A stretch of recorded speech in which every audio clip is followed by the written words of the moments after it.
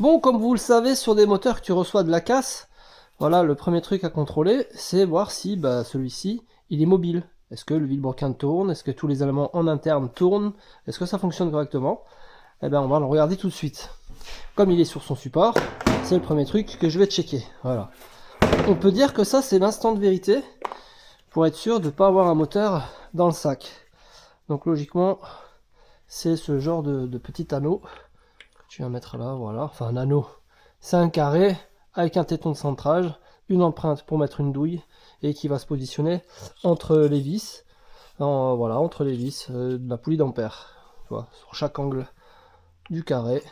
Voilà. Ensuite, on va prendre notre cliquet. Il me semble que c'est du 19 de mémoire de poisson rouge, c'est ça. Et là, c'est maintenant, on va savoir si le moteur tourne. Ah, déjà, il a les compressions. Hein. Ah oui. Celui-ci tourne. Hein. Donc là, on est sur du lourd en termes de moteur sain. Ah oui, il est en parfaite forme celui-là. Les compressions sont ouf quand même. Hein. Tu les entends là. Voilà, on peut dire qu'on a fait le tour là. 2 tours de vilebrequin. Ce qui nous fait un tour complet. Voilà. Bon, ça c'est déjà une bonne nouvelle. Ok, test rotation du moteur, ok. Ensuite, on va vidanger ce qu'il y a dans le carter.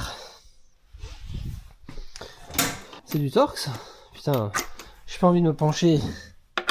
Ouais, voilà. Ok. Logiquement, en casse, il les vide. Mais bon, sait-on jamais.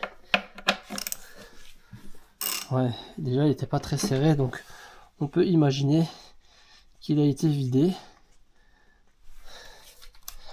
Ce qui paraît logique, oui, ça coule déjà là. C'est normal, hein, il est penché côté bouchon, donc il y a certainement un reste dans le carter qui s'est mis là.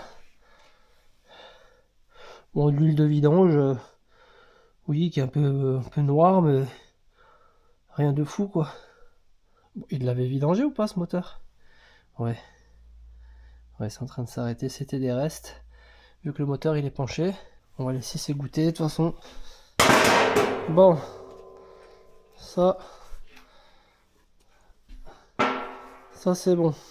Donc là, nous, ce qu'on veut faire déjà dans un premier temps, c'est de déposer le compresseur parce que je vais lui changer les échangeurs là. Alors on va éviter de péter les raccords. Voilà. Ce sera déjà une bonne option. Voilà, ça c'est parfait. Je pense que ça on va l'enlever avec les 2 Torx là. Ça me fera de la place, histoire de le nettoyer, de le configurer propre.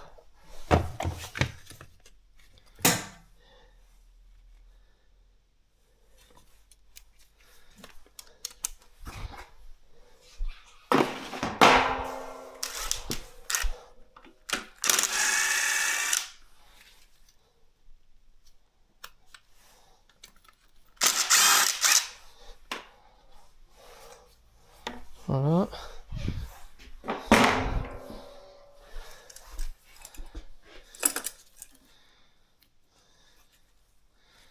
Ça aussi là ils l'ont coupé, mais bon ça c'est pas trop grave.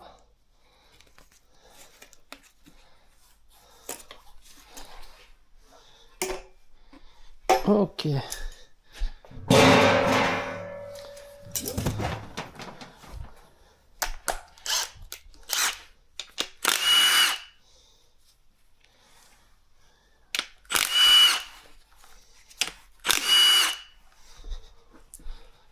Voilà, faut débrancher les capteurs aussi. Hein.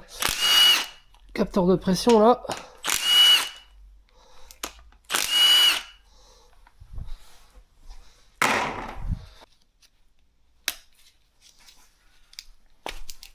Ok.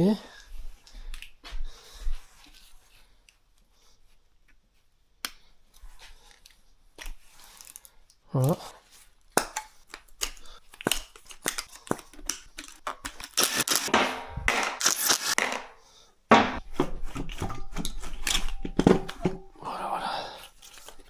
Voilà.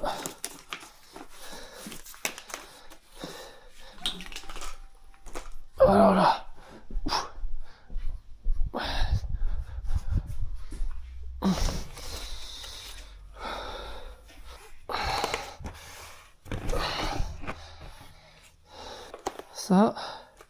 Ça on va lui changer la petite canule. Mais ça a l'air d'être étanche, hein, y a pas de fuite. Il n'y a pas de fuite. Ok. C'est plutôt une bonne nouvelle. Ces petits joints là, on va les remplacer également.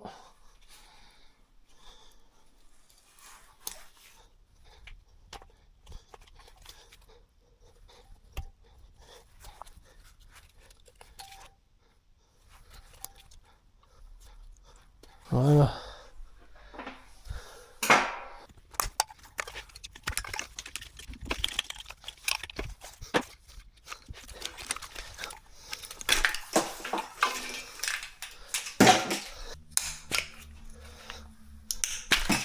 Voilà.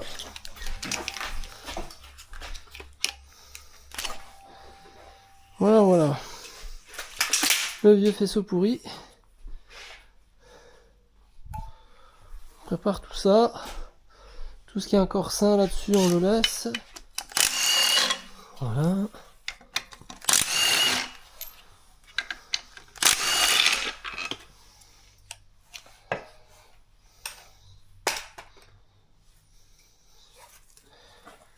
Et support, il est maïgé, hein.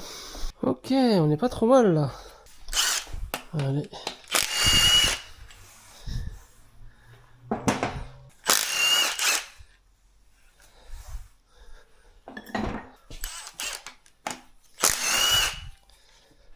Ok.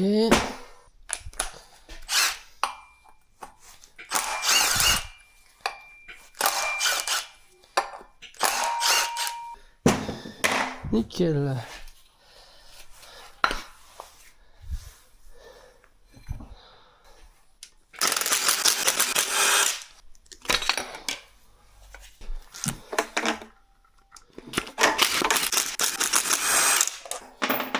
Thermostat.